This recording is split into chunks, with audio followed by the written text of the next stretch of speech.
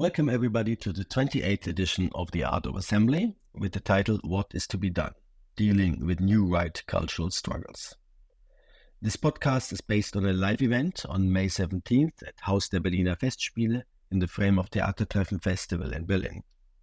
Thank you to Nora Hertlein-Hall and the whole team of Theatertreffen. The Art of Assembly is a nomadic series of lectures and conversations on the potential and the limitations of human gatherings. If you haven't followed, you might want to check out our website, art-of-assembly.net, where you find videos and lectures and podcasts and all kind of other material from the past.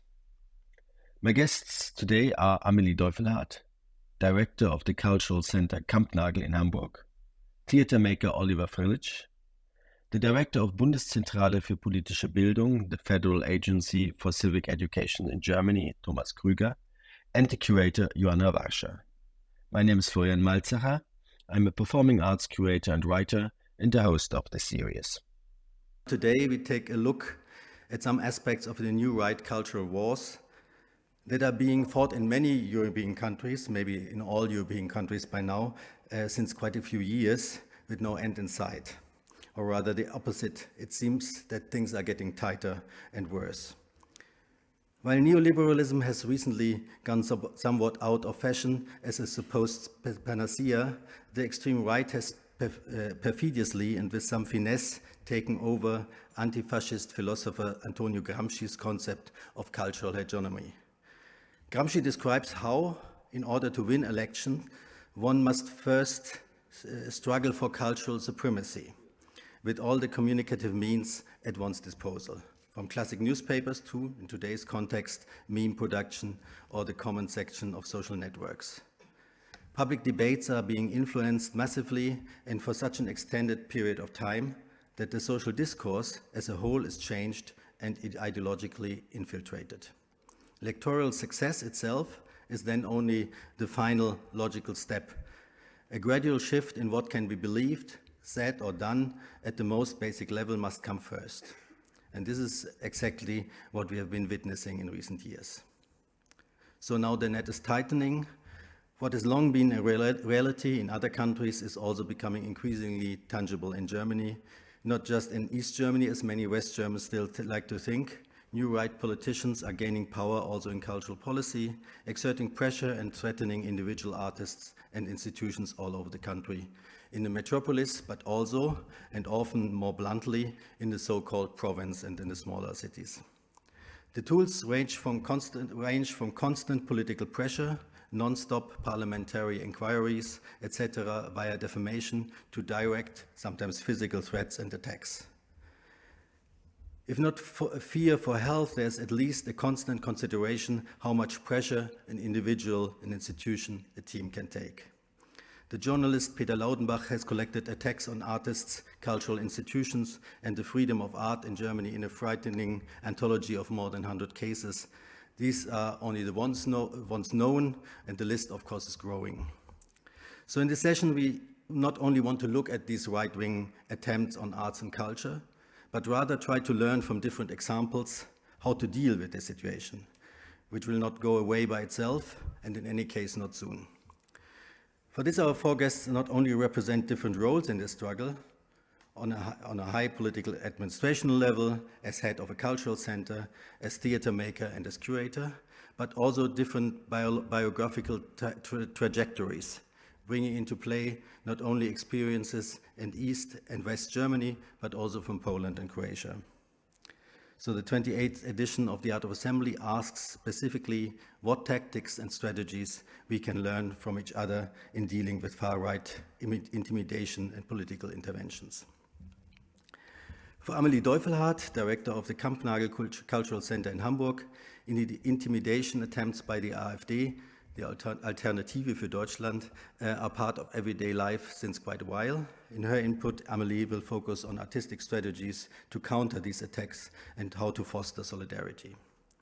Croatian Bosnian theater director Oliver Frljić is very well known for his ability to put his finger where it hurts most and has repeatedly provoked often violent reactions with his productions in Croatia, Poland, Germany, and other countries. Polish curator Joanna Warsza will examine how the effects of 8 years of national conservative cultural policy in Poland are slowly being reversed following the victory of the opposition in October last year.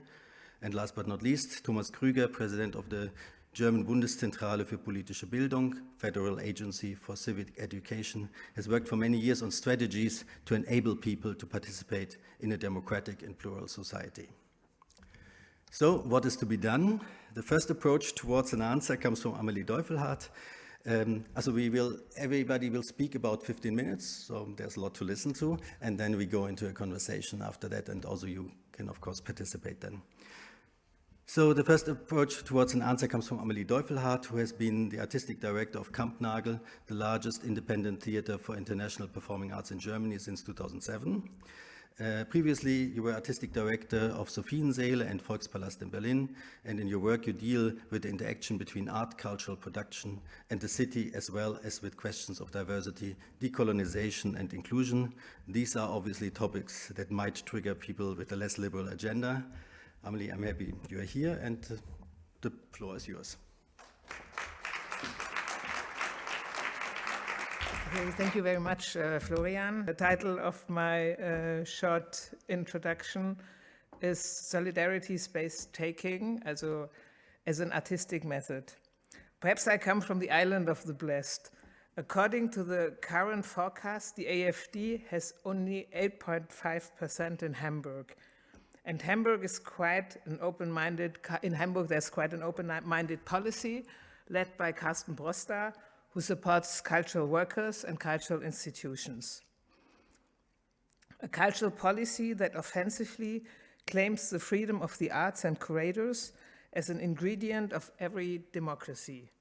We therefore have quite a high level of support from Hamburg's politicians, from the population, and also from the middle-class people, our audiences. Hamburg regards itself as a liberal city. People think they tolerate those who think differently, and in the word case, they are slightly distanced. At the same time, Hamburg is known for its very rigid policy force and tough actions, for example, at the Balduin-Treppe, which aims to deport illegalized people and stigmatize the presence of many refugees. Incidents such as Süleyman Tasköprü, who was murdered by the NSU in 2001, tend a bit to be swept under the carpet. This is just to give a general and very incomplete impression of the city I'm working in for more than 15 years. I don't think it would make sense to talk about the attacks, about the new right on cultural institutions in general. This has been extensively researched and written down by Peter Laudenbach in his book Volkstheater. Despite all its liberalism, the AfD also exists in Hamburg quite strongly. The contact between Kampnagel and the AfD is currently a little stagnant, but there were times, essentially from 2014 to 2019, when there was at least a one-side urge for contact. In Hamburg, there were and are similar attacks by the right wing on cultural institutions as the AfD is pursuing throughout Germany. So the structure of the attacks is everywhere the same. The methods range from threats to death threats, hate mails, graffitis, damage and disruption of events, shitstorm on social media, requests at parliament, attacks on left-wing arts combined with demands for more national art. Demands to cut off some or all funding, complaints against artists, curators, and directors. How art institutions can exercise resilience is the subject of these brief remarks. I basically promote the principle of solidarity space-taking, solidarische Raumnahme, which is an artistical principle, and a curational method which is successful, realized if you take humor, live diversity, joy of conflict, a positive audience relationship, very important, and a good relationship to the audience and the city. If such a process is implemented With vigilant calmness and an offensive creativity, the right-wing war on culture can do almost nothing to you, or at least much less. This thesis is based on my work in Hamburg. Kampnagel has a long history of creative resistance, also to direct and indirect attacks from the right. 10 years ago, some of Kampnagel's anti-fascist way of thinking crystallized in a concrete art project. In 2013, the so-called Migranpolitan started out as Ecofavela Lampedusa Nord, an artistic social shelter for refugees. This was the time, I think all Berlin people remember when the Lampedusa refugees came to Hamburg and Berlin, and it was quite some fight. This is when the AfD became aware of Kampnagel and felt obliged to attack. The AfD measures and effects. The measures was complaint against my person, which provoked a huge media interest. It was in a way, it was the smallest project that provoked the hugest media interest I ever did, because this shelter was only for 6 persons, 6 refugees who lived there during 6 months as an ongoing performance project. From my side, I was not afraid, but I was very worried for the residents who were all refugees, because it was the time where also many refugee camps were burned down. In the end, the complaint was put down, I think 3 years later, took quite some time. But in the end, it was also during the whole time no threat for our institution, mainly because there was solidarity of all Hamburg cultural institutions, solidarity of all political parties except the AfD, even if before also the SPD, our governing party, didn't want me to open up this project. But when the AfD put the complaint, then also the SPD was really solidary. There was a lot of solidarity. In 2016, we hosted the International Conference for Refugees and Migrants, titled The Struggle of Refugees. It involved 2,000 people from all over Europe and was organized in a participatory way by refugees and activists, the most tiring conference I ever did, and in collaboration with Kampnagel. But we only did the overhead organization, but everything was organized by kind of 200 people. So, and also they put all their networks, so many people came. This was a very clear response to the attempt to attack the long-term performance Migranpolitan, which was originally planned for 6 months and still exists today in a modified form as an artistic center for people who were refugees. Solidarity space-taking is an artistic and curational method. It's successful, I say it again, if it realizes humor, lived diversity, the joy of conflict, and a positive audience relationship. I'm very privileged to be able to refer to many different productions to argue for this thesis, as Kampnagel is programmed consistently and with clear curational considerations, even with a certain resistance. So what is solidarity space-taking, solidarische Raumnahme? The performative occupation of space according to principles of solidarity, which means creating collective values, questioning, unlearning, and redistributing privileges, creating new possibilities, creating temporary autonomous zones, which means a temporary heterotopia. Humor. Why do I consider humor essential? Humor is important because everything works better if it's fun and when we can infect the audiences. But humor can also have many strengths in the term of content. We shouldn't only complain about the right and get defensive. We should set the reference systems of our actings ourselves and unmasking the right-wing issues by reversing them. There's a lot of examples for that, but I think I skipped them. But perhaps I take one. We made a project. We could take the Ausländer raus from Christoph Schlingensief, or you could take the Deutsche Integriert Euch from God's Entertainment we did in Hamburg, who brought in kind of a small camp German people and asked them if they're already integrated towards migration. That was interesting because a lot of people, it was also a lot of questions on racism, and a lot of people just didn't get the anti-racist diploma that you could get in the end. Living diversity is also a very important point. Diversity makes all groups smarter and richer. Many people don't know it. This is the way we open all. This is why we open all our spaces for the biggest diversity possible. We try to work a lot. We don't only work with international artists, we also work a lot with diasporic artists.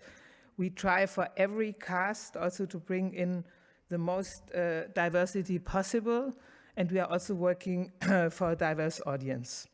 Next point, joy of conflict. We shouldn't be afraid of conflict. Defining constructive conflict as a value is important and is opposed to the unambiguous setting of the strict and rigorous norms by the rights.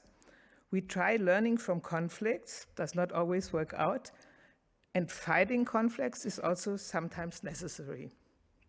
There's also many projects we did in this field, but for example, the black markets of Hannah Hurzig, everybody certainly knows here, is a very good example how you can bring very different opinions in one room, and this works. So it's also an image for possibilities. It's not only a very nice performance, but also an image for possibilities of our society. Audience relationship. Reflecting on who is our audience, what do they want and need in times of social uncertainty?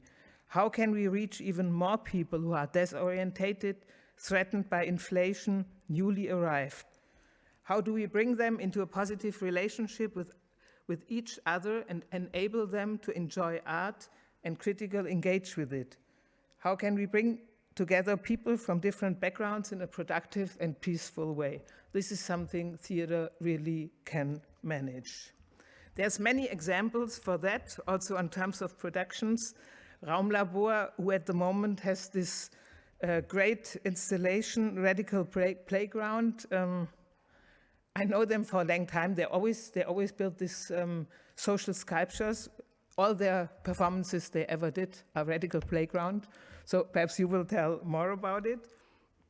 But I think it's very important, these installations really who bring together people for a little time, but you can see that they can also make life a little bit better and bringing people together in a good way. Perhaps you are wondering, I'm nearly finished, perhaps you are wondering why I talk so much about our work and so little about the new right.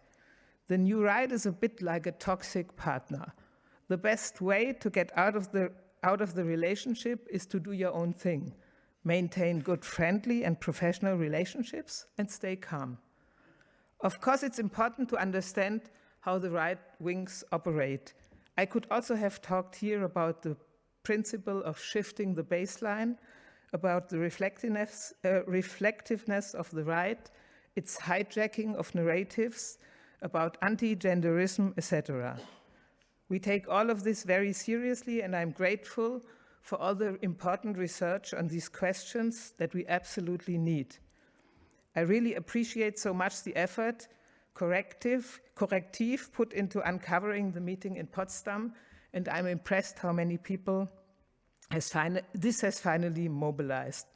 But at the same time, we have to create our own narratives and visions. I come to the end. In our projects, our work as theaters, we need a vigilant calmness and an offensive will to shape things. This means that we do not close our eyes to the current activities and intrigues of the new right, but we do not allow ourselves to be steered or intimidated by them.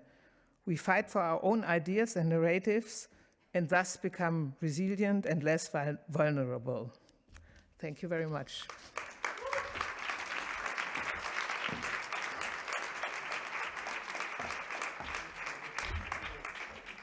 Thank you, Amelie. The next speaker is Oliver Frljić, a Croatian and Bosnian theater director known for his productions that challenge social and political norms.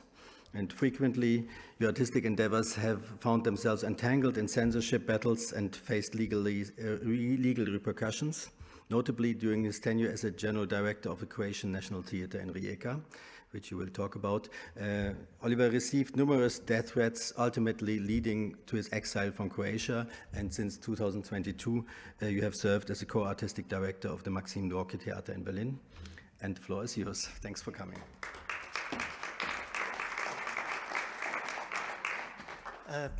Thanks for this introduction. I will try in what I'm about to say to compare my different experiences from Croatia, Poland, and here in Germany.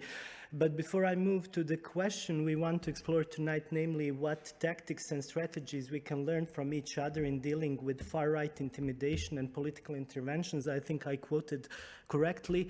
I would like to argue that this kind of intimidation is not reserved exclusively for far-right and that it operates under different names along the whole mainstream political spectrum. At least that's my experience. You can disagree later. And before I start, I would also like to say something that is related to our topic. I would like to begin by expressing the strong anxiety I currently feel in Germany. The widespread cancellation and criminalization of individuals due to their disagreement with Germany's official stance on the Gaza-Israel conflict, along with the forceful imposition of what certain individuals should think and say, even if they are descendants of those whom Germany persecuted during World War II, easily makes one target for further cancellation or criminalization. This imposition of identity, which instigates such anxiety, at least in me, maybe you don't share it, will serve as my primary referential point and analytical tool aiming to enrich the scope of tonight's discussion. I will try to apply this framework to my artistic endeavor in Southeastern and Eastern Europe, where it has predominantly been propagated by right-wing and far-right-wing factions. Furthermore, I will examine its relevance to my work in Germany, where such phenomena have occurred within institutions typically associated with leftist or centrist ideologies. But let me start with my work from Croatia. One of the main arguments that was almost regularly weaponized against me in this context was my background. It was from the very beginning of my public appearance something that was used to disqualify me as well as my artistic work. My crime was simply being born to parents whose union did not adhere to the newly found principle of ethnic segregation that started end of the 80s, beginning of the 90s in ex-Yugoslavia. To this day, part of my identity serves as the primary basis for my exclusion whenever I return to the ex-Yugoslav region, but not only there, but I think that's the, let's say, most symptomatic how it happens there. And this dramatic experience have been formative for my artistic work, in which primarily focus stays social construction and distribution of identities as an instrument for exclusion and domination.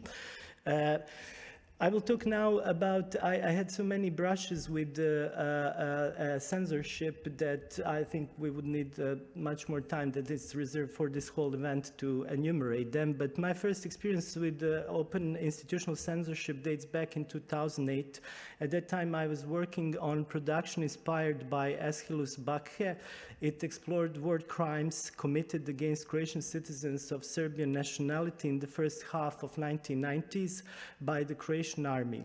The city of Split, where I was a refugee and where I was supposed to do this production, used a part of a military port as a concentration camp for Serbs. And it's worth noting because yesterday we just formed a government in Croatia, again, Croatian Democratic Union with ultra-right-wing homeland movement that this camp is a part of legacy of that same Croatian Democratic Union. And this party ruled Croatia almost continuously for the last 30 years.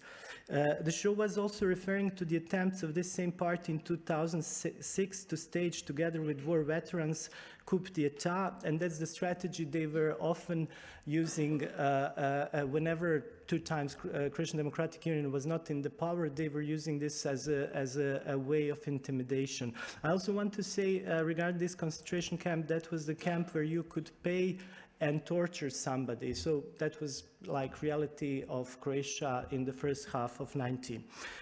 So the show was cancelled. Then at the very end we had a premiere, but that was my first encounter with open institutional censorship. My second encounter happened in beloved Poland, in Stari Teater in Krakow in 2013, and I was working on a performance that explored the history of Polish anti-Semitism and its manifestation in contemporary Polish society and the way how it constitutes in a certain parts, unfortunately, national identity as well. Starting point was what happened in Jedwabne in 1941. I don't know if you are familiar with this, but local people, as a gesture of welcoming their new occupiers, Nazis, put whole Jewish population in one burn and burned them, and that was not explored until Jan Gross didn't write a book dealing with this topic, and that was starting point for my performance. Performance was again cancelled by Jan Klata, and in some of his interviews, he was extensively referring again to my background as a reason for cancellation of this show, saying that those Balkan strategies do not work in Poland. Now I will try to fast forward a little bit, but both of those cancellations dramatically affected my thinking about theater, especially the way how it can expand its performativity beyond sole theatrical medium. I became particularly interested in overlapping of artistic and political representation and how this interplay operates.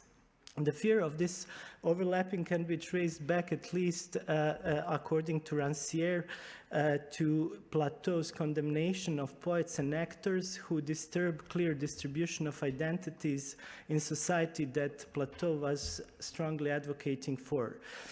And now we are coming to my tenure as Intendant of Croatian National Theatre. I became Intendant of Croatian National Theatre in 2014 under strange circumstances, but nevertheless.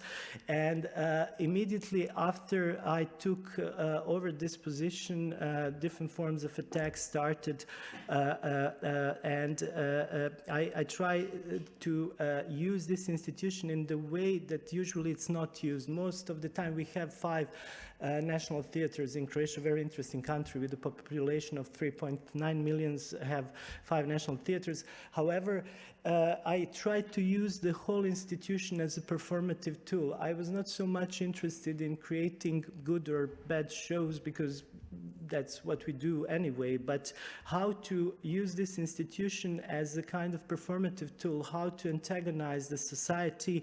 That was what I was interested in. And I decided to use also very much symbolic capital of this institution and to see what can be done with this. Most of the time, those type of institutions are there to produce or just confirm already existing social consensuses, and but I was trying to expose different social forces hostile to anything that questions the primacy of national identity in this context. On the broader level, my actions, work, and presence within the institution inherently challenged or questioned its norm, practices, and values, aiming to expose how they operate and what they exclude. And I was primarily interested what national culture exclude as such. By doing so, I sought to shed light on underlying dynamics and encourage critical reflection on the institution's operations and limitations. Sorry if I'm talking too fast, I'm just aware of the time. So after taking position of Intendant, one of the first action was a series of action of renaming National Theatre. When I say renaming, of course, we didn't do it legally. We just put a banner with different names, and one of the first name was Croatian LGBTQ plus Theatre. And this, of course, was, as we anticipated, this action incited the largest segment of society into a frenzy, ethno-homophobic outrage. While the mobilization of the center-right and far-right was more than expected, it also laid bare the limitations of imagination and conservatism within leftist circles regarding the essence and role of culture. Even if they were to align with the content of our critique, they would still voice concerns over such thing occurring within a national theater. This only underscored the deeply ingrained and critically unexamined notion of what an institution ought to represent and achieve. There was a failure to grasp that critique of an institutional content and practice, so long as they leave the institution's fundamental structure untouched, inadvertently perpetuate its exclusionary policies. And now I'm fast forwarding almost to the end of my tenure in Croatian National Theatre. The pinnacle of my tenure as Intendant in Rijeka was a performance organized on the 5th August 2015. This date marked the 20th anniversary of the so-called military Operation Storm. And it is widely celebrated in Croatia as a crowning victory in this war that we have in the 90s. However, this action was accompanied by a sobering reality. Over 100,000 Croatian citizens of Serbian nationality were expelled, and they never really got back, and they did everything to make it impossible, and in later phase super difficult for them to come back. And this 20th anniversary was characterized by pervasive triumphalism, at the same time demonstrating resolute affirmation of the war's inherently patriarchal nature.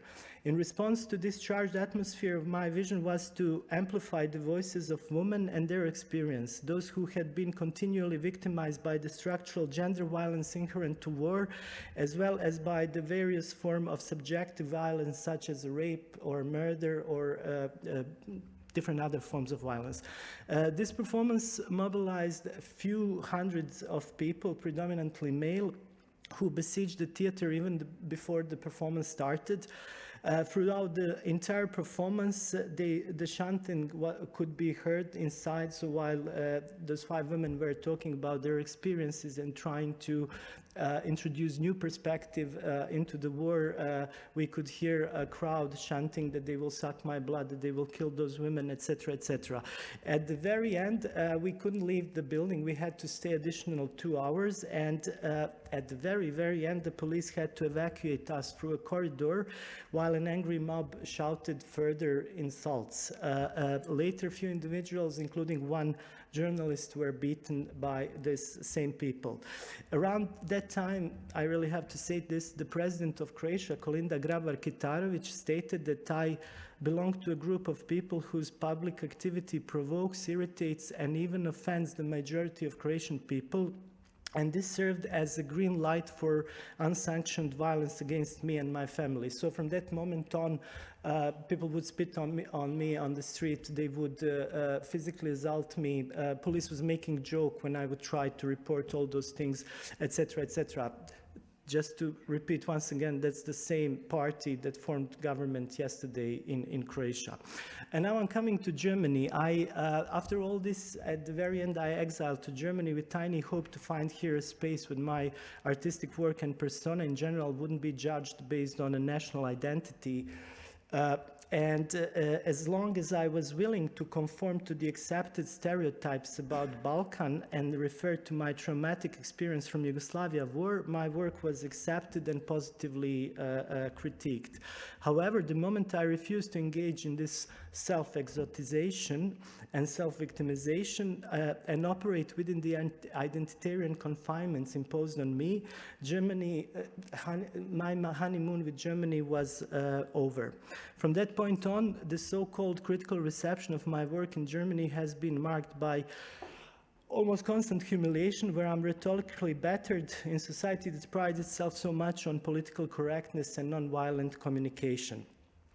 And now I really have to fast forward. There would be a lot of more to say about this, but I want to refer to my first production that I did in Gorki. The title was, and I think the title is very interesting in this context, the title was Gorki Alternative für Deutschland, ? The idea, and that's one, I think, of my dearest theatrical failure, if I can say so.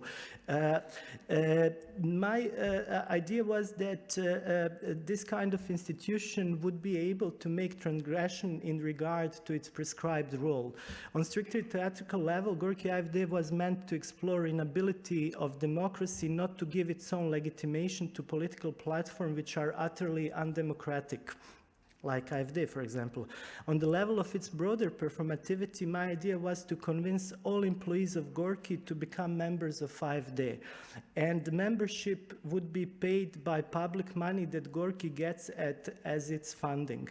At that time, Gorky was often similar, like with Kampnagel, targeted by AfD and the way how it spends public funds. And its critique, of course, included clearly racist undertones. To cut a long story short, it didn't happen. Neither the institution itself nor its employees, with very few exceptions, understood that this kind of subversive affirmation and identity appropriation could create a much more complex performative situation than just an outward critique of AfD. I propose that Gorky collectively attend meetings of AfD, participate in debates and record the meetings. And in my opinion, all documentation of this process could also be used as a material for theatrical production.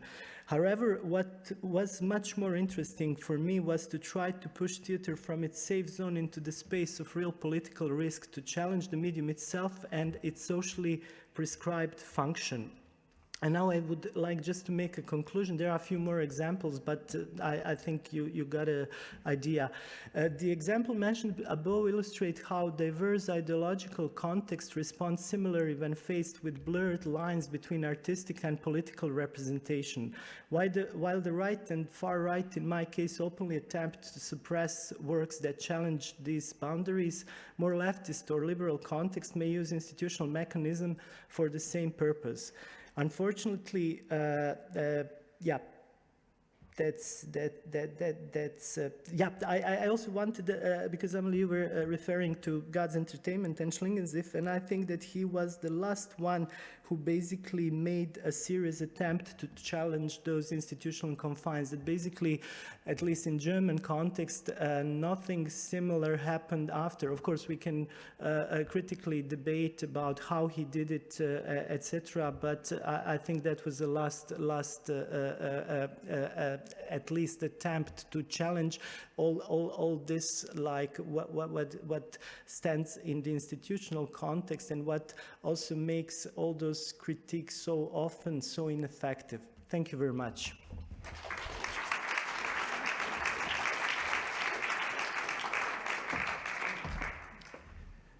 Thank you, Oliver. Thanks a lot.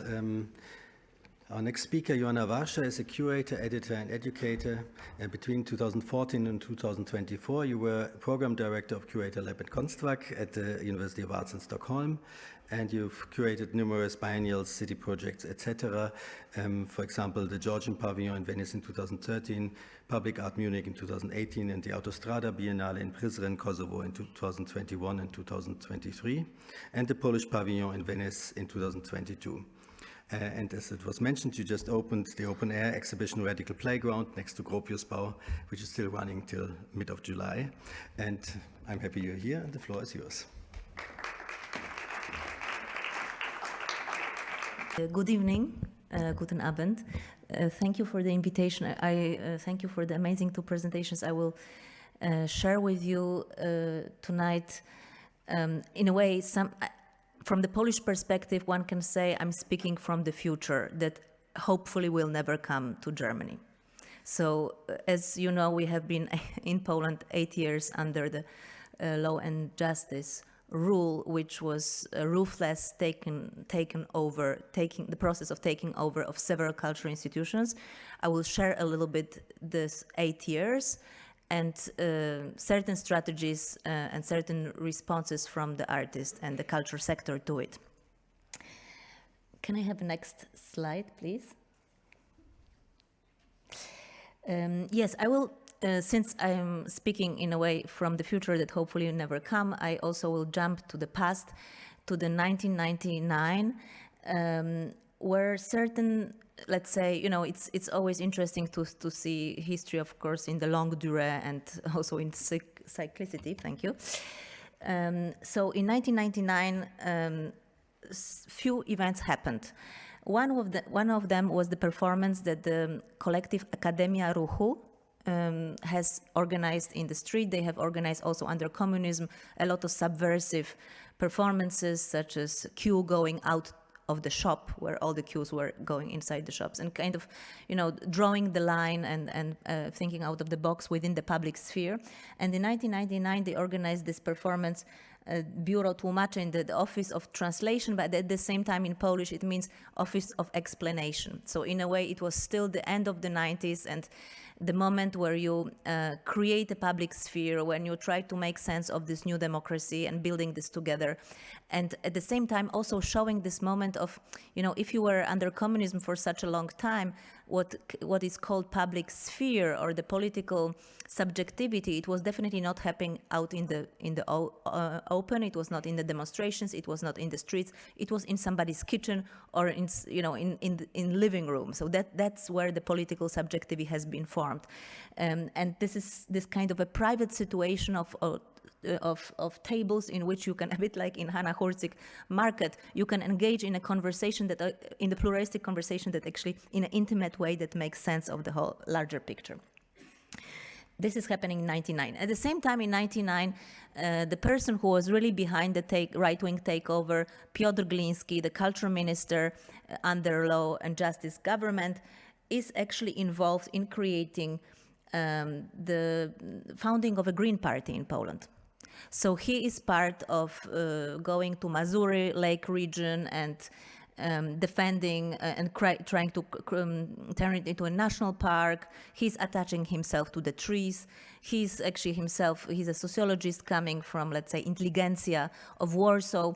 And here is an interview in which he actually has some doubts about too much liberal and leftist values that would be in this Green Party. So ultimately, he's not stepping into it. But that was his political agenda before. Under Law and Justice, of course, it was a very systemic change. However, one can think it was also, something has happened to him. He has went completely in the opposite direction, and almost one can argue, of course, we'll never know, had a very consequent, almost as if private plan of really targeting the most advanced critical institutions and making a master plan of stepping over each of them. At the same time, in 1999, there was also one of the first reforms of public administration. And during this time, the culture, the state budget was 20% given directly from the Ministry of Culture. And as you see, 80% was given through the regional funds, so through the territorial units, which actually saved the possibility of saved actually the culture from the total takeover. Because what was important, for example, Oliver, when you were working in Warsaw, you could work during a peace government because the theater was a city theater. So of course the cities, it was kind of, and it still is 50%. So the city theaters, so this kind of pluralization, I think in Germany is actually much more decentralized than in Poland. So this is already there. But the decentralization of culture is also a key in preparation for the right-wing change. This also, I was looking at some statistics in preparation, and it's also interesting to see, the visual arts centers or theaters, they only make 5% and 3% in the whole budget of the Ministry of Culture. So that's our sector. It's actually proportionally much smaller than one thinks. However, it's very important for creating values. That's why it has been also so strongly targeted by the ministry. Some of you might know this is a theater magazine, a very old dialogue magazine, and as many other institutions, it has been taken over. And what the employees of already in the second round of the reign of Law and Justice, the employees, they have created you know, and I'm not saying everyone should do this, but it's an interesting example of this kind of subversive thinking and resilient thinking. They have created a foundation that they called Dialog Puzyny. So it's almost the same design. Puzyna was the dramaturg who has founded this magazine, and the title is Taken Over. So it is kind of a report. They started to publish a parallel magazine, Dialog Puzyny, not Dialog, in which they reported on all the emotional pull, but also, of course, ideological takeover of, this is an example of this one issue, for example. So Stary, it's a Stary Theater in Krakow, FINA, the Institute for Audiovisuality, YAM, Adam Mickiewicz Institute, IT, Theater Institute, and then from every of this organization there was a person who wrote, you know, a witness, if you will, an employee or a former employee who was going through the analysis of this change. Because what is a very, very tragic thing in all that changes is that, you know, the right-wing contemporary art, the right-wing contemporary theater doesn't exist. It has to be invented. And what we have witnessed in Poland is the invention of right-wing contemporary art. And you will always find, of course, some people who are closer to the state art, but there are so few of them that that's why it should never happen for a right-wing to really take off critical institutions, because it's kind of, it's a counter DNA of what we stand for in terms of values, the critical thinking, the complexity, the self-criticism. So PiS has actually augmented the budget of culture significantly, but it was only augmenting it towards, you know, self-affirmation, self-victimization, perpetuating the narrative of being a victim between Germany and Russia, while meantime with the whole post-colonial theory and decolonial theory, you understand first of all that the colonization is on so many levels, like self-colonization, like serfdom, like wie ist das auf Deutsch? Like Leibeigenschaft, the condition of the serfdom which has been perpetuated in Eastern Europe and informs very much who we are as Eastern Europeans. And of course, there is no place for this in the right-wing government. In the right-wing government, there is only a place for self-affirmation, for being reluctant to think critically, and everything which makes many of us becoming diasporic, like myself, and not standing this homogeneity of thinking. During this process, the process of PiS government, of course, there were hopeful moments of civic disobedience.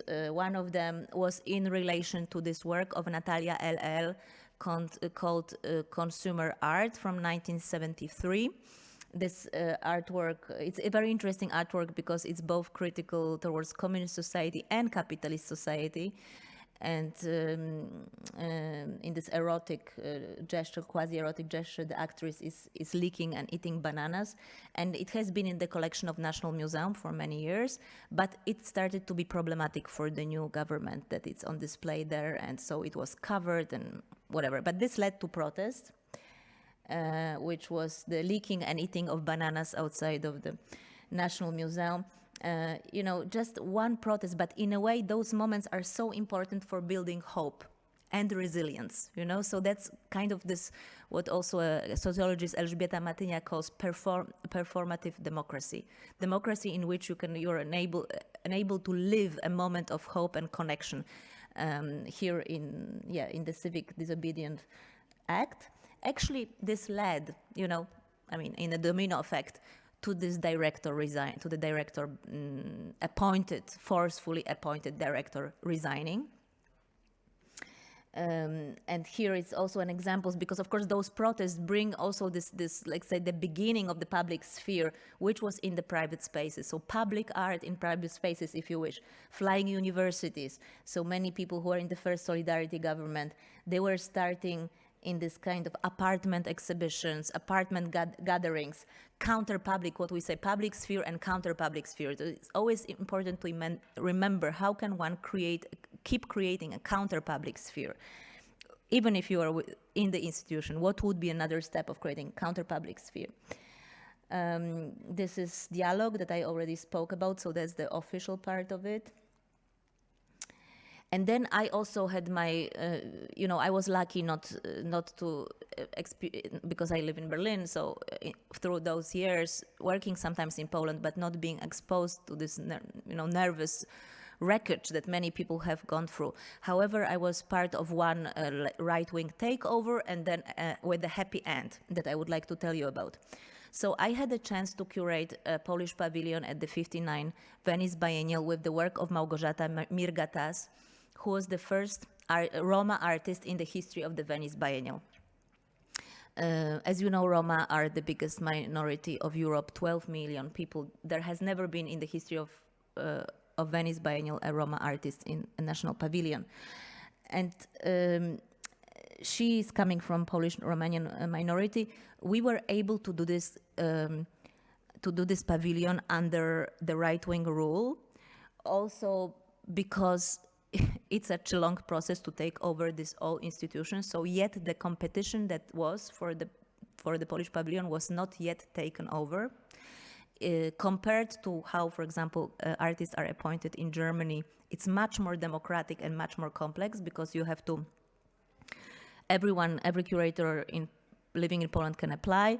You have to prepare a project in very much detail and description and everything, and a model, etc. And there is big jury. The jury was 50-50, so it was 50% right-wing, 50% old, let's say old employees of the museum, those who were not yet fired. But there was also something in her art, and which is conciliatory. So of course it's art that speaks from the minority. She calls herself a feminist of minority.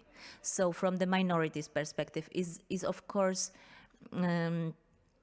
anti-xenophobic, it's pluralistic, it's anti-nationalistic. And yet, in some sense, it brings something to the other side. And of course, it's risky to say that we should do such art. No, it should not be never on purpose. But in a way, there was something that in this moment of like extreme conflicts and extreme divide, that art can also bring some sense of relief and some sense of connection despite the differences. And I think that's also important for us as curators and artists, to create public sphere in which you come together despite the differences, because otherwise there will be even more and more polarization. And so in this pavilion, I was observing this, that we were not cancelled, and I was asking myself why we were not cancelled.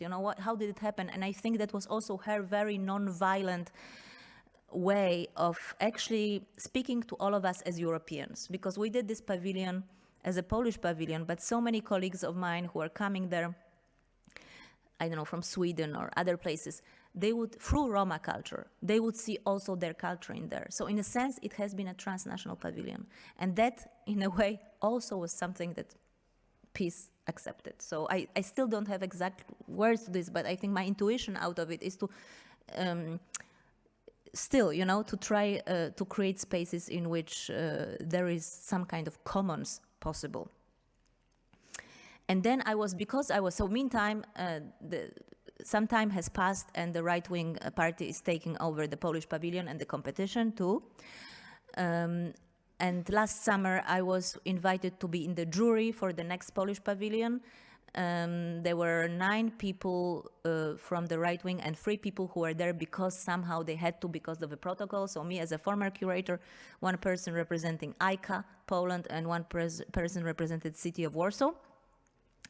And it was, of course, very, very sad, being among people, because as I said, you have to invent a right-wing art. So there were people who have never heard of Venice Biennial, some, professors taken over from some, at least if ideologically there was something to say. No, it was completely invented jury for that, and it must have happened like this, and it had happened in many institutions. And so 3 of us have voted, and many people didn't apply because, of course, there was no hope anymore. However, few have applied, and to nobody's surprise, the right-wing painter, very xenophobic painter, have been selected. But 3 of us, out of these 9 people who have selected this, we made what is called votum separatum, we say in Polish, like descending statement. And we chose, without, of course, knowing it will not happen, but we've all voted for the second position, which was Ukrainian Collective Open Group. And made a statement, killjoy, so to say. We killjoy of this jury. And in a way, I think, we didn't, like, of course, we knew elections were coming, but the level of despair was such that,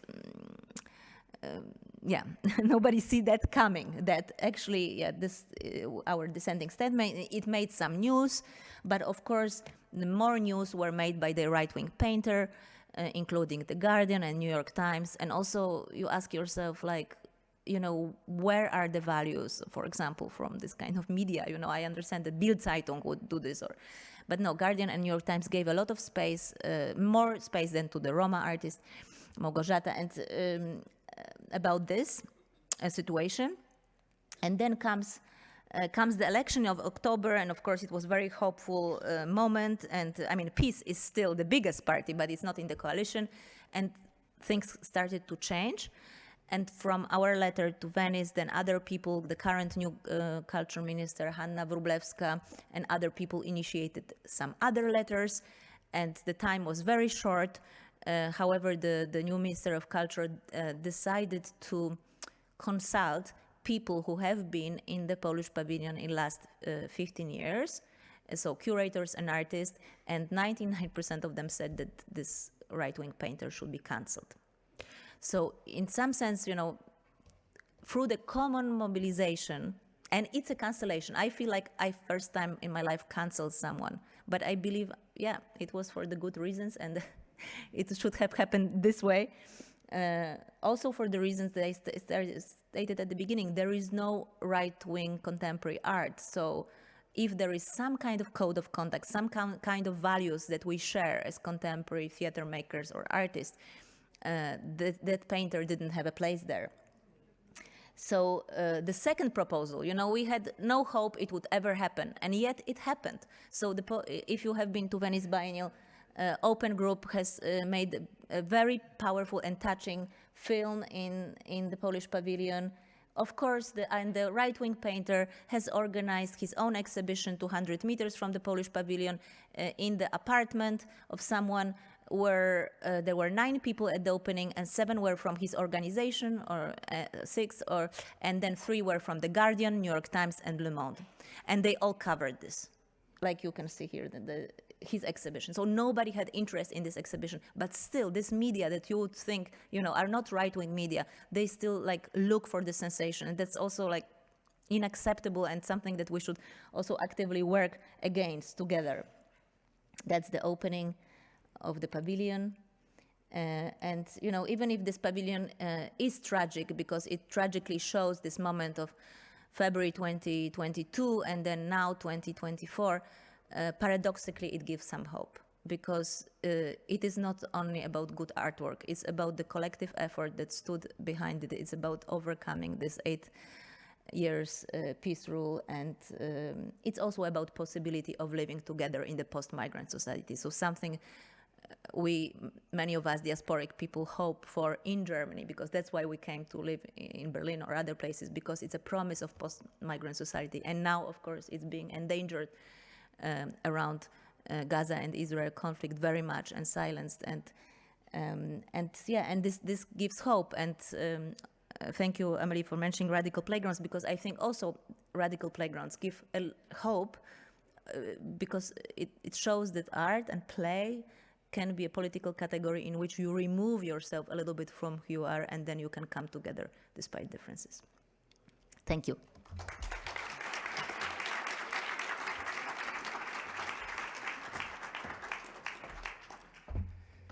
Thank you, Joanna. Our last but not least speaker, Thomas Krüger, has been the director of Bundeszentrale für politische Bildung, the federal agency for civic education, since 2000. And has quite a political career that started in 1989 as a founding member of the Social Democratic Party in the GDR, whose secretary he was until 1990, and he was also a member of the East German Parliament till 1990. And then you, among other things, were the deputy state chairman of the Berlin Social Democrats, and for 4 years also in the 90s a member of the German Parliament. And I'm very happy you're here and give also an insight from a more institutional and, let's say, insight into the political procedures.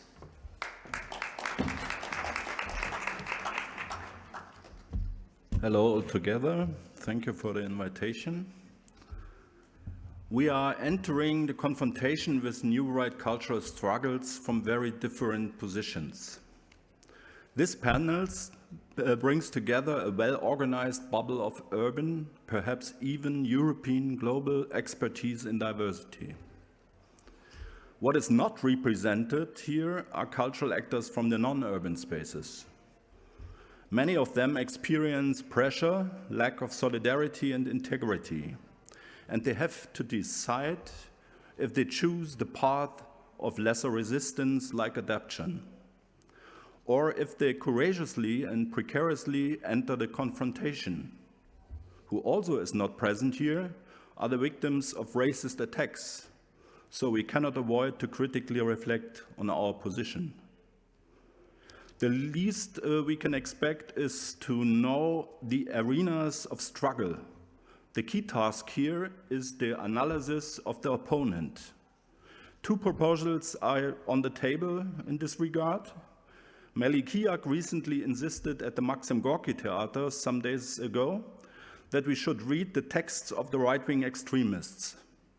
And she set up a book table with their texts. No one should be surprised afterwards. Everything is in black and white and publications in question, both in ink and digitally.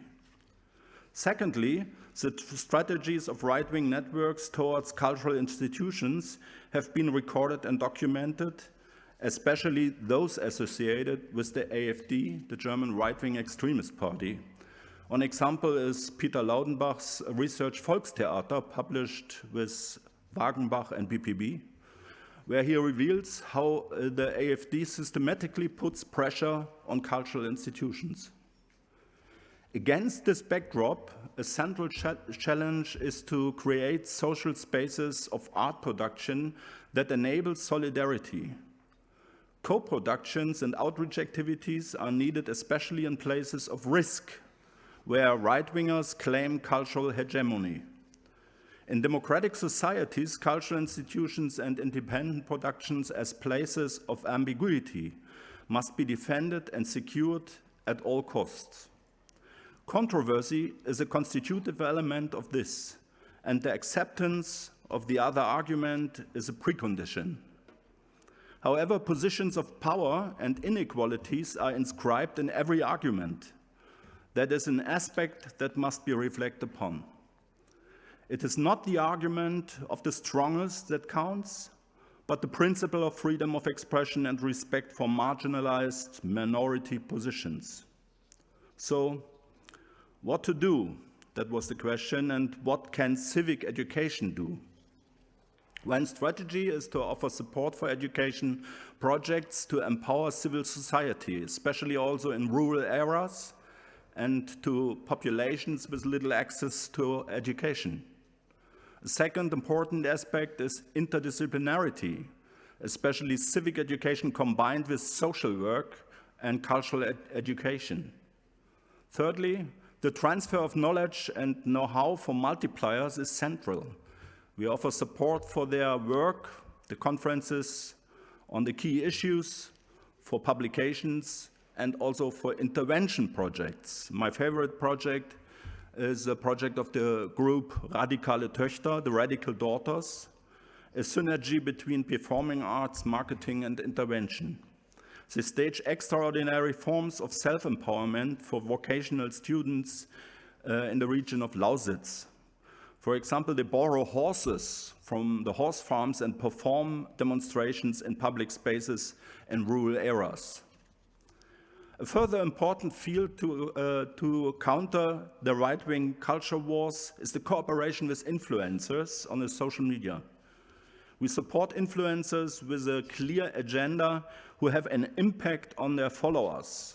We have worked together, for example, with Rezo and Abdelkarim Semhoud and Atice Schmidt. They are stars on the 20-year-old young people.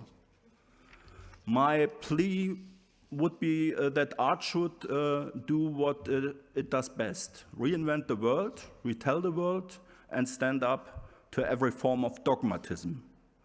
In his play Trotsky in Exile, Peter Weiss depicts a fictional scene from the fall of 1916. In this scene, the Dadaists from the Zurich Cabaret Voltaire walk up the Spiegelgasse to the house where Lenin is waiting in exile with Nadezhda Krupskaya for the October Revolution. The Dadaists break into the apartment and perform the sound poems of the Dadaist International. As a consequence, Lenin suffers on his psychosomatic attacks. Doubt nests in the bodies of the revolutionaries even before the outbreak of the revolution. Physical presences and surprising interventions have the potential to open up or deconstruct new spaces of interpretation. My suggestions for a to-do list for the cultural era and cultural spaces. First, let's get out of the comfort zone and into the training camp. In the beginning was and is education, civic education. Instead of putting all available resources into artistic productions, cultural actors should ask themselves what kind of know-how is needed in an emergency. No conflict should be taken lightly. Every second division soccer club invests in a training camp before the season because the truth is on the pitch. Die Wahrheit ist auf dem Platz.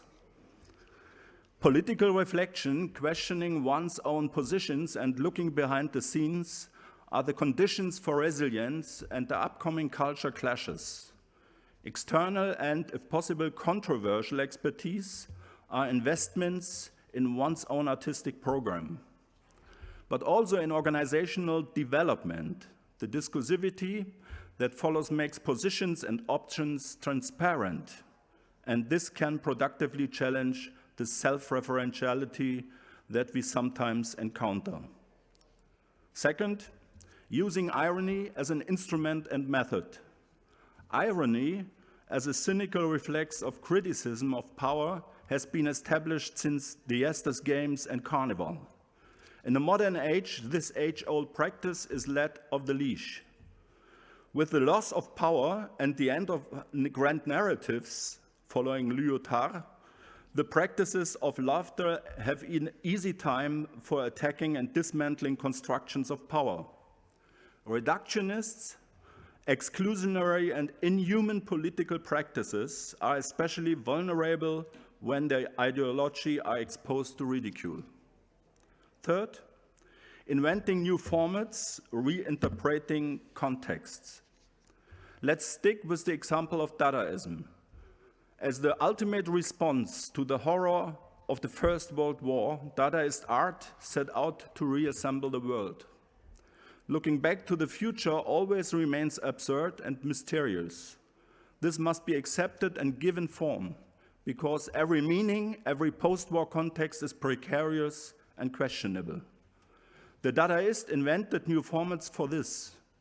The collage ensembles and recombines, for example, Hannah Höchs Fotokollage, Schnitt mit dem Küchenmesser Dada durch die letzte Weimarer Bierbauch-Kulturepoche Deutschlands. There is an assemblage as a three-dimensional composite object, for example, in form of the Cathedral of Erotic Misery in Kurt Schwitter's Märzbau. Also the ready-mades by Marcel Duchamp, the bicycle wheel, and Pablo Picasso, the bull's skull, are legendary. New formats and context confront dull simplifications with the imperative of anything goes, nothing has to. Alles kann, nichts muss. Fourth, Bodies and collectives. Bodies are political, unfortunately also right-wing extremist bodies. They represent positions and messages. Their presence and immediacy put pressure on hegemonic structures and challenge contradiction, commentary, and attitudes. New presentations of body performances, such as media multiplied, flash, or smart mobs, also testify to the relevance of body performance. At many of the recent demonstrations and protests, we observed creative, artistic, and performative elements and practices, costumes, slogans, performances, music. These are often quotes or interpretations from art. One example is the costumes of the handmaids from the dystopian novel A Handmaid's Tale by Margaret Atwood. These costumes are worn by protesters against the restriction of abortion rights in Washington, or the March of the Handmaids against the legal reform in Tel Aviv. There are parallels between assembly in the political and in the artistic sense, as a practice of gathering, of forming a community for a purpose. According to Judith Butler, vulnerable bodies assemble in public space and turn their collective presence into a claim. Such performative feminist practices can be observed worldwide. For example, with the Madres de la Plaza de Mayo in Buenos Aires, who demand information about the disappeared under a military dictatorship in Argentina. Fifth, home visit. Several elections are held in Germany this year. An old advertising format is waiting to be creatively rediscovered, the home visit. The home visit to candidates and supporters of the party that claims to represent the right-wing populist electorate. This could involve research, inquiries, documentation, but also physical presence. And democratic values like controversy, plurality of opinion, but also the use of irony and fun in insisting on diversity, solidarity with the marginalized, and the rejection of inhuman practices. Recently, the Omas gegen Rechts, Grannies Against Right, show us how it's done. They have protested some days ago against the Berliner Volksbank that offers accounts to the AfD. My conclusion, contemporary art convinces through its freedom. It reinterprets, questions, and invents possible alternative worlds. This unbounded liberal self-image can be a stimulus for socio-political discourse. The arts cannot be instrumentalized, neither for a supposed dominant culture or Leitkultur, nor for any good cause. The important or key factor is the creative approach to the abuses of modernity and not the right one. What is at stake is the birth of utopia from the spirit of artistic action. Thank you.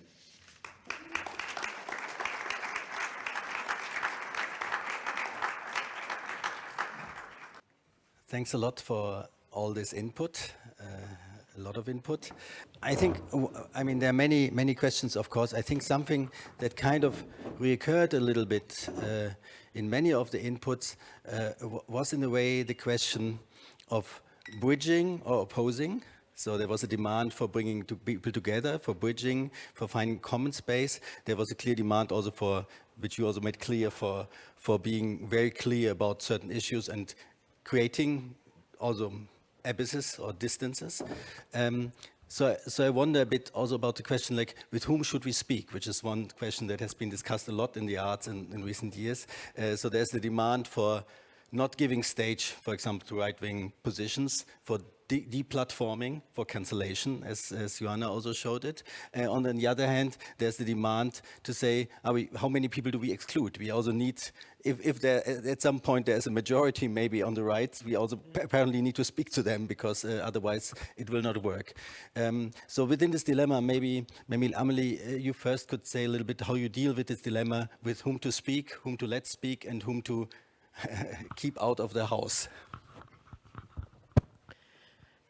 Yeah, it's a difficult question. We have a clear strategy. We don't invite right-wing people to our house, so they are not allowed to speak at Kampnagel. But I think it's also, I don't know if this position one could keep in a village or on the countryside where you have 30, 40, 50% of right-wing. I think then you have to give it up. Like at the moment in Hamburg, my impression is with this 8.5% of AfD voters, we still don't have to promote them. Like Living Platform is always promoting them. But I think at a certain time, but I also have to say, I speak to AfD people, or I spoke at the moment not, I spoke outside of Kampnagel. I went to discuss with them, but I didn't give our platform. So it's also a bit tricky. But I think it's difficult if you talk to people from East German cities with very many AfD people. Of course, they say, we have to discuss with them. I can understand this too. So my opinion is it's very clear for Kampnagel, but I wouldn't say it has to be clear for everybody. I wouldn't say everybody has to do it like that, not at all. I think the difficulty to on one hand fulfill the demand for safer spaces, which makes much sense for obviously, on the other hand for agonistic spaces where an open confrontation can be held. Yeah. For example, also you mentioned the Gaza conflict, but many other conflicts is also needed, and I think maybe the institutions are a little bit between these two sides. I don't know, Thomas Krüger, do you think it's a good idea to speak publicly with AfD politicians or with other right-wing activist politicians, or is it better to deplatform them? Also es kommt immer auf die Situation an. Da, wo Widerspruch laut geäußert werden muss, muss natürlich die Stimme zu hören sein. Weil ich finde es zynisch, irgendwie zu sagen, wir ziehen uns in unsere Tempel zurück und lassen sozusagen das Geschäft, die Zivilgesellschaft machen, die vor Ort sozusagen sich auseinandersetzt mit den rechtsextremen Bewegungen. Was wir brauchen, ist Courage auch in den kulturellen Einrichtungen und die Schaffung von Solidaritäten mit denen in ländlichen Räumen, denen es wirklich schlecht geht, die unter Druck sind, die diesen Druck täglich erfahren und nicht die komfortable Situation von Kampnagel oder von den Berliner Kultureinrichtungen haben.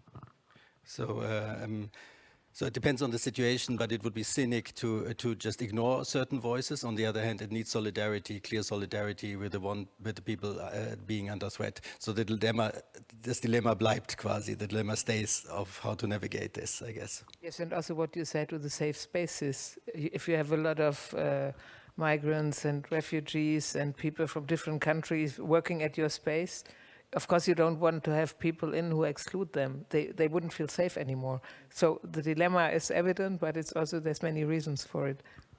In terms of concrete approaches, I mean, you both mentioned Hanno Hurzig, Market for Useful Knowledge and Non-Knowledge as one possible space, even though this question, since I curated two of them, I know this question also is in the air. Whom do you invite to this place? So just to explain it, that's a format where on 40 tables are one-to-one conversations with experts from very different fields. And the claim for not inviting certain people to that is also very strong lately. So even in this format, which is meant to be a platform of diverse approaches, it has become difficult. But maybe from concrete artistic experience, Oliver, how do you deal with that? Do you, I mean, if somebody screams at you or threatens your life, okay, there's no conversation. But did you have projects where you try to bring in people with different opinions, where you try to bridge or understand? To be honest, I was avoiding to have a communication with people from right-wing spectrum. For example, when I was intendant in Rijeka, I didn't come to greet a president of republic or a prime minister because I did this intentionally because I was interested like how it's going to work. But when I was doing my production course in Warsaw, we would have every night like 500 people inside and around 3,000 people ultra right-wing protesting, praying for us and doing all those other things. So I was joking that they are also our audience and that we finally created interest in right-wing circles for the art, very violent interest, but nevertheless one. I don't have a formula. I was talking with people from Center for Political Beauty recently during their project like Forbid AfD, and the question is, yes, but what's going to happen with those 20% of their voters? They will not disappear. They will find another political articulation. Personally, due to my experience in traumatization, I wouldn't go there, but I don't have I don't have a solution. I think it has like this is going to be a bigger and bigger problem. We see more and more right-wing government in Europe, and this will not simply go away. It will not dismantle itself. I guess this is here to stay now for a while. And how to deal with this? Is the dialogue a solution, or like confrontation? Whatever kind of confrontation with them, I cannot say at this point. I mean, I think one point is, of course, like with clear, outspoken right-wing activist politicians, and then there's a large group which is maybe not so clearly defined. Poland, for my feeling, much more than Germany, not as much as the US, but more than Germany, has been very divided also through families, through friends, and so on, with the government. And so, how do you see there the role of art in bridging some of these? Maybe not with a peace, law and order, cultural minister, but with other people. Is art creating this space? You said that the work of Małgorzata Megatas kind of maybe offered something like this. Is this an idle hope? Or is this a real possibility? I mean, on one hand, of course, it's naive just to think that art can create it, and yet there are instances where it does create a possible dialogue or overbridging. So if we as artists and curators write in our statements that we believe we can reach out and that we believe, that we can change through this, and it's almost like our religion, I think it's actually important in those very precarious political times to try to do something. When I was in this jury, in the Polish pavilion, some people were saying that I'm a collaborator, or that, but they just say this on their Facebook and that's it. They didn't try to do anything. They just denounce other person as a collaborator, and they are, let's say, we are on the same political spectrum. I think it's important to generally, as a position, to continue, not to continue undisturbed, so not to pretend nothing is happening, like also in Germany, not to pretend that boycott Germany is not there, but to think, how can you think about it, how can you problematize it, till you are censored or till you are personally intimidated. And I think it's important to continue, and if this means talking, yes, finding ways in which, of course, it doesn't give extra PR, right, in which the safety is guaranteed, but still not pretending it's not there, because just having statement on Facebook, it's somehow not enough. You wanted to add something? Ja, also ich glaube, dass es wichtig ist, dass dass sozusagen der Widerspruch, da wo der Widerspruch möglich ist, auch erfolgt. Ich glaube, eine Kommunikation oder ein Dialog mit Rechtsextremen ist absolut naiv. Davon halte ich überhaupt nichts. Im Gegenteil, also sozusagen die Voraussetzung für ein Gespräch, eine Auseinandersetzung ist, dass man kompetent in die Diskussion reingeht und genau weiß, wo man sein Gegenüber auch treffen will. Und zwar Widerspruch zu äußern, rote Linien abzustecken. Ich kann ein Beispiel erzählen. Ich habe in meinem Gremium, dem Kuratorium in der Bundeszentrale für politische Bildung, 3 Abgeordnete der AfD. Und einer, der hin und wieder regelmäßig kommt, die anderen beiden kommen nur sehr selten, hat folgenden Satz gesagt: Er schätzt die Bundeszentrale über alles, aber er hätte so den schleichenden Eindruck, dass in den letzten Jahren die Einrichtung nicht mehr neutral sei. Und mit so einer Frage musst du rechnen. Und meine Antwort war: die Bundeszentrale und die politische Bildung in Deutschland war nie neutral, sondern sie war immer normativ. Sie hat sich an den Grundrechten, an der Verfassung ausgerichtet. Und da ist das Spektrum zwischen linken, sozialistischen Positionen bis hin zu konservativen Positionen abgesteckt. Aber Homophobie und Rassismus und Antifeminismus sind von den Grundsätzen und den Grundrechten nicht gedeckt. Das ist die rote Linie. So it is important to make clear counterpositions and be well informed, be capable of having these counterpositions and of making red lines where not to step over. And the example was the board of the of your agency, where members of the AfD, right-wing AfD party, are members and usually don't show up, except one who was. Saying that he suspects the agency not to be neutral, and you countered with the remark that it never was neutral. It's normative, so it's based on the freedom within the within the democracy, German democracy. What is acceptable and what is not acceptable, and to make clear also the limits of this.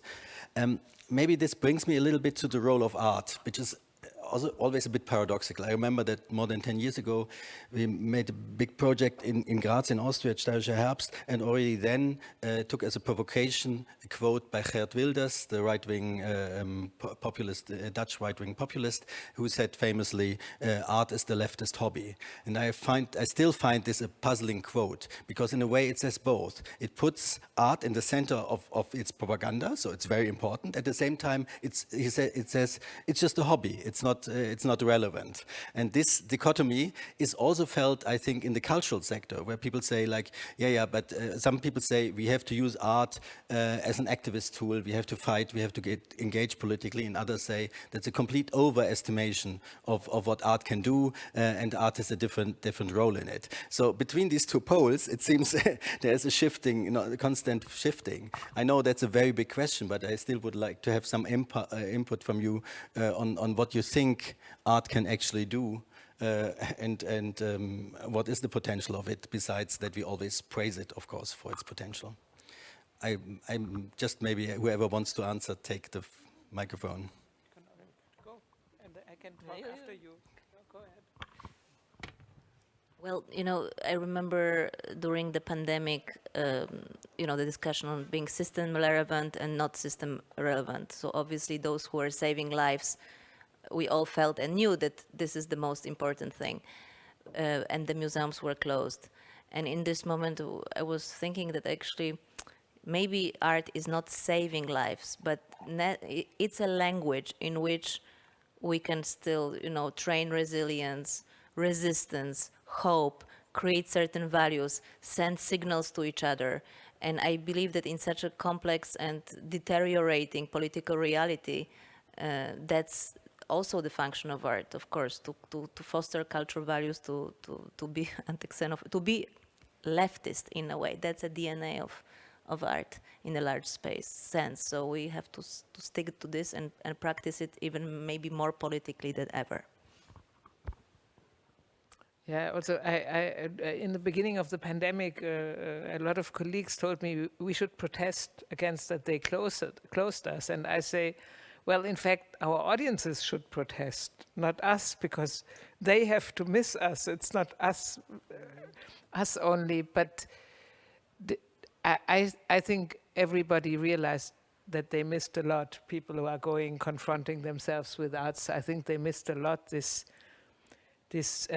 end of public life. I think it really touched a lot of people during the pandemic. So you see that it's very important, the arts. And also, if we talk at arts today, of course we have the problem with the right wing, but at the moment in Germany also all the problems on Gaza is that's really frightening, because it's coming now from not from the right-wing party, but more from the center, from the central parties, from the conservative and progressive parties. And in every talk show, every night, you see and feel this kind of upcoming censorship.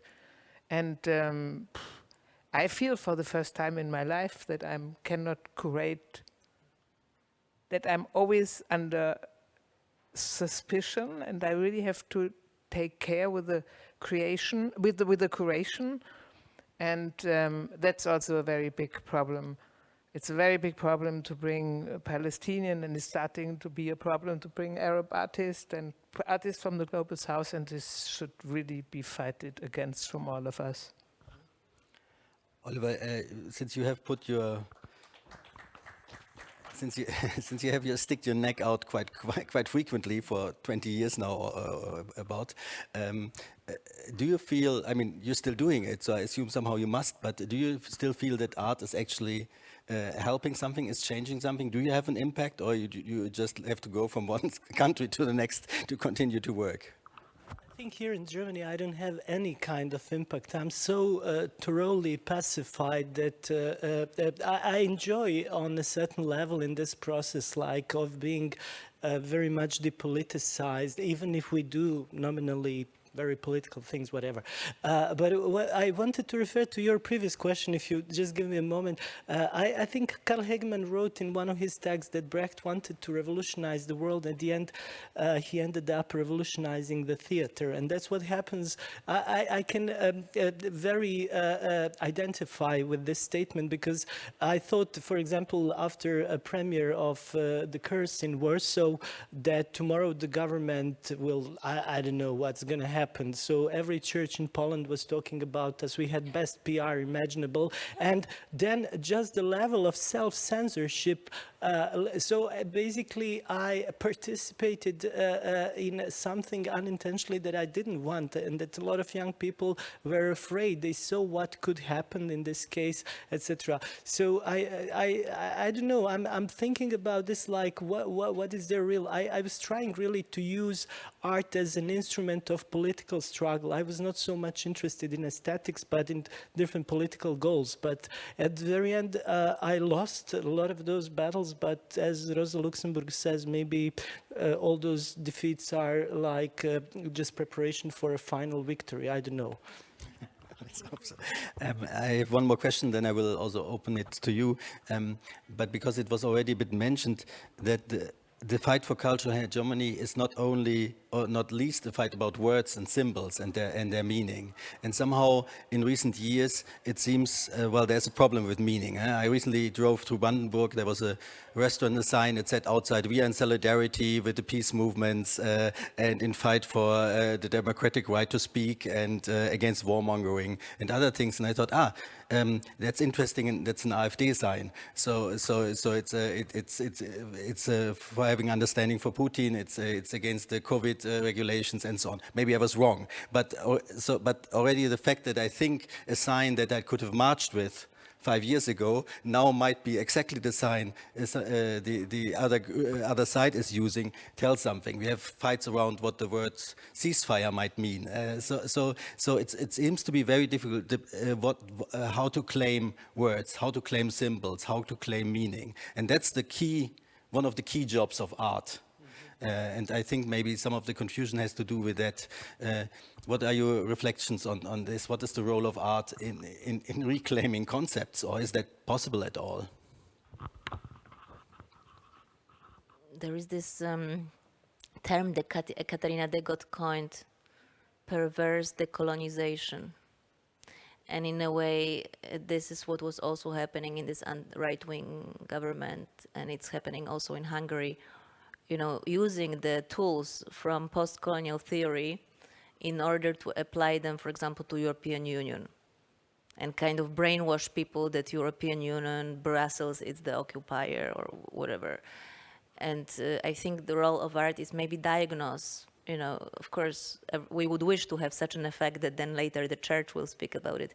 But even if we don't, to diagnose this, that it's in a way absolutely counter the emancipatory structures of the colonial theory, to employ it through the right-wing lens. So who else, if not us, and let's say culture critical readers of it, should do that? Thomas Krüger is being close to culture and art, but coming from political education. Are you Are you optimistic that art can play a role in this, or how would you define this role in this struggle about meaning? Ja. Also ich glaube, ein ganz wesentlicher Punkt ist ja der Kampf um diejenigen, die sich nicht festlegen, diejenigen, die unentschieden sind. Und da ist sozusagen die Rezeption künstlerischer Mittel für Interventionen im öffentlichen Raum eine gute Idee. Und da kann Kunst so viel, ich habe ja das Beispiel der Handmaid's Tales zitiert und man könnte viele andere Beispiele nehmen und das ist für Leute, die sich noch nicht entschieden haben, möglicherweise ein ausschlaggebender Punkt, weil sozusagen die künstlerische Intervention das Attraktivere ist als sozusagen der dumpfe Protest. Und ich bin der festen Überzeugung, dass man da sozusagen noch sehr viel gewinnen und sehr viel Terrain wieder kann. Du hast so einen schönen Begriff geprägt vorhin, dieser sozialen, solidarischen Räume. Und ich finde, genau darum geht es, sozusagen sowas herzustellen und in diesen Räumen eben sozusagen auch eine Hoheit über Zeichen, über Deutungen und über entsprechende Bilder zu ringen. Also ich meine, Demokratie ist kein genetisches Erbgut, was sich automatisch von einer Generation auf die nächste vererbt, sondern die muss täglich erkämpft und errungen werden. Und deshalb mein Plädoyer an dieser Stelle nochmal, es muss eigentlich von hier aus eine Botschaft ausgehen an die Galeristen in Zwickau, denen die Fensterscheiben alle 14 Tage eingeschmissen werden von den Rechten. Die Leute brauchen unsere Solidarität und da ist es sozusagen nicht wirklich klug, hier zu warten und zuzugucken, wie eben dieses Terrain im ländlichen Raum unter Druck gerät und teilweise auch verloren geht. Es ist wichtig, sich solidarisch zu erklären und vor allem auch mit unseren Körpern, mit unseren Ideen, mit unseren Projekten dort präsent zu sein. So on one hand, it's about the public sphere, interventions in the public sphere where actually people can be reached that might be still ambivalent or not clearly drawn to the right wing, but where the communication is possible. And on the other hand, or in addition to that, it needs a solidarity, especially with these places which are maybe less protected than we are here in Zwickau or somewhere else, where actually a daily fight is happening, and it doesn't make sense to stay here and wait what happens there, but their solidarity is needed, and this was your key.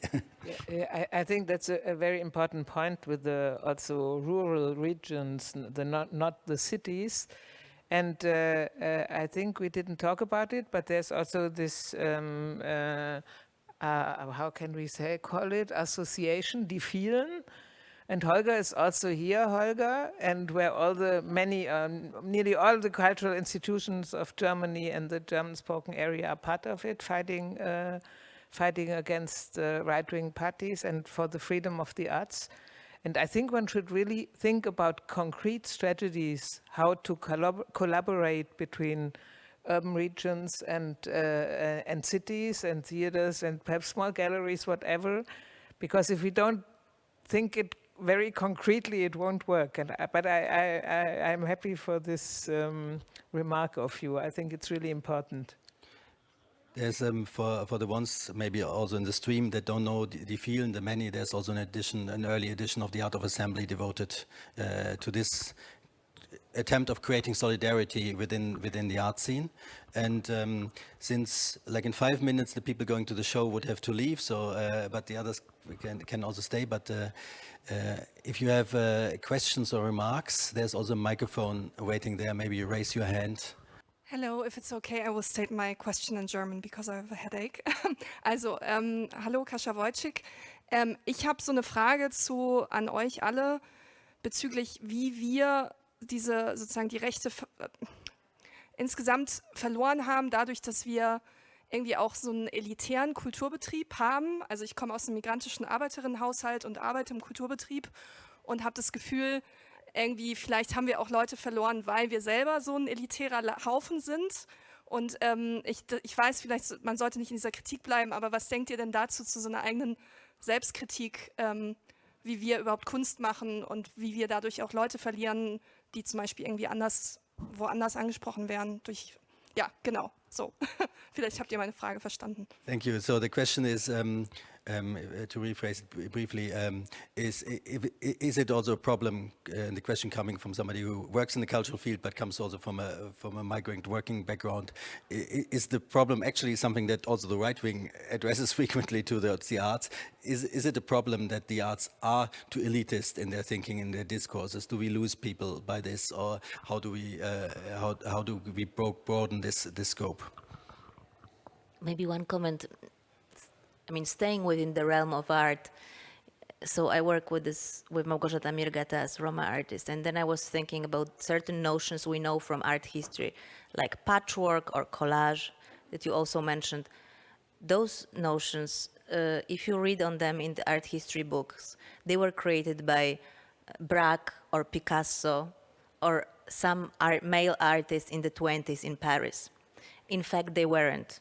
The patchwork or collage, it's something that generations of women and people have been doing in self-organized manner somewhere outside the house to repair a cloth, to put together different fabrics. And I think if art, like with Małgorzata art, brings this vernacular, often rural, peasant history that speaks to many people who might be on the other side and also out of the cultural bubbles, if art is able to bring the reading that is in the longue durée of creation with the art history, this is a hopeful moment, because then we are going out through a cultural code that you need to have when you enter to the museum. And she offers, that's why I was saying it's a conciliatory art, because it's an art that still speaks to those who feel they don't feel intimidated, they don't have a code, because they do have a code, because they see something which has been practiced for centuries in various cultures in very simple manner. So in a way that also a certain situated knowledge and a certain aesthetical contemporary art knowledge doesn't need to be separated actually, but has actually connections. I remember Peter Weiss has in his Aesthetic of Resistance this chapter when those workers are looking to like realistic painting and then surrealistic painting. And realistic painting, they understand what is there. Abstract art, they cannot connect at all. And with surrealism, they are the closest, because it comes very close to some kind of their experience. And I was asking myself very often, I have, of course, this privilege also. I'm coming from a working class, very low working class background, and art was not part of my education and culture in general. We had one book in the house, so that was, that was the fact. So I'm very skeptical when it comes to this, because we possess symbolic capital and also financial capital to afford ourselves arts, and also I catch myself, although I would like to represent and communicate with those strata of society, but very often I'm producing so complex codes where I work right now. That's the biggest problem, because it's too complicated, and then I'm trying to make it less complicated, and then again it's too complicated. That's the feedback that I get from time to time. So I don't know how to reconcile those two things, how to make something that I think it's complex enough and not to exclude certain social groups. That's a big problem. I mean, that's a big question. So we had actually the last episode of The Art of Assembly was quite raising this question. So maybe Glenn Beck gave a quite nice lecture to that. I think everybody who wants to go to the show has to leave now. Or stay forever. And the rest we would maybe just, if there's another question or remark, you could still take it. Yeah, hi, I am Clara. I kind of want to double down on that, actually. So I don't know about all of the arts, but I work in theater, and I mean, there's definitely just very materialistic reasons.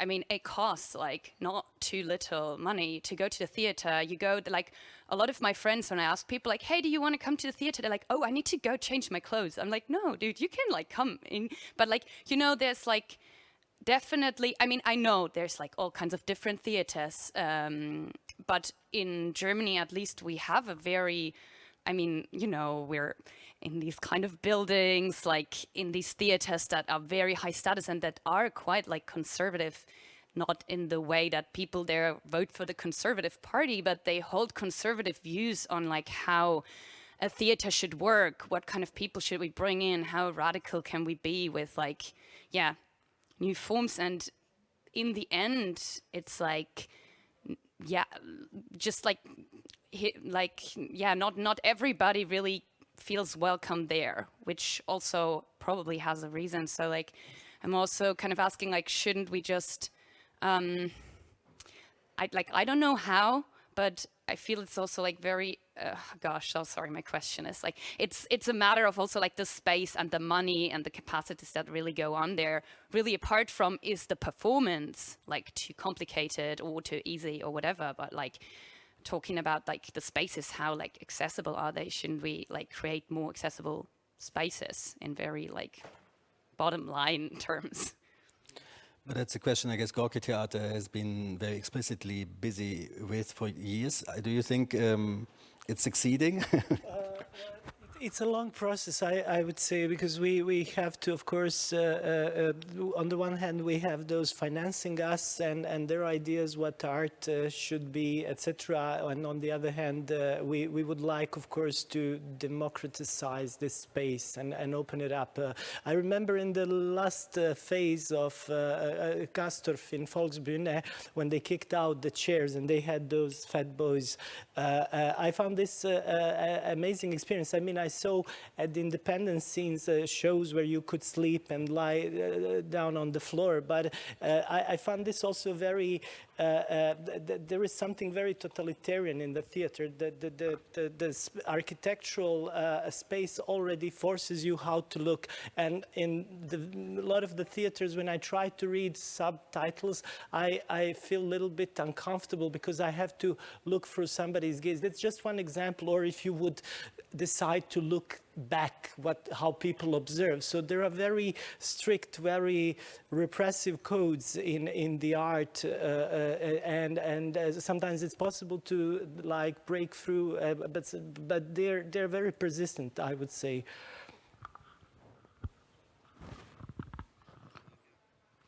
Also ich glaube, dass Theater ja immer wieder auch zeigt, dass es sich neu erfinden kann, und inklusive Ansätze, wie sie hier auch beim Theatertreffen zu sehen waren, riesenhaft in Mittelerde zum Beispiel. Das ist doch eine Geschichte, wo die Arab Boys aus Neukölln voll mitgehen würden.